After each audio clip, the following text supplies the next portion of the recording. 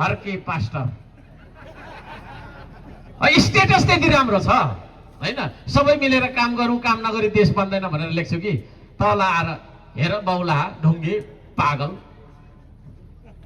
त्यो मान्छेहरू चाहिँ के रहेछ भन्दाखेरि चाहिँ हैन, मलाई विरोध गर्ने, मलाई मन नपराउने मान्छेहरूले तलब दिएर राखेको मान्छे रहेछ। अनि उसले चाहिँ यस्तो गरेर स्टेटस देखाउँदो रहेछ क्या, हेर्नु त हेर्नु मैले यता त्यो त्यो त्यो हर्क साम्बाङलाई मैले गाली गरेँ नि हजुर मालिक पठाइदिए, अनि उताबाट अलिकति पैसा टुङ एकाउन्टमा क्या।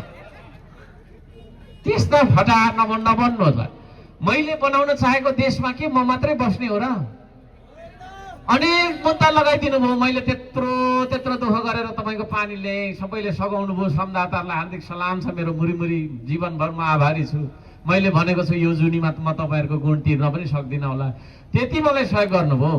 त्यति दुःख गरी पानी लिएकै दिन मुद्दा हालिदिने, अनि पानी लिएको दिन त मैले तल उच्च अदालतमा श्रीमान मैले त पानी अब खुवाउनै पर्ने थियो, पानीको दुःख थियो हजुर भनेर न्यायाधीशलाई बयान दिनु जानुपर्ने।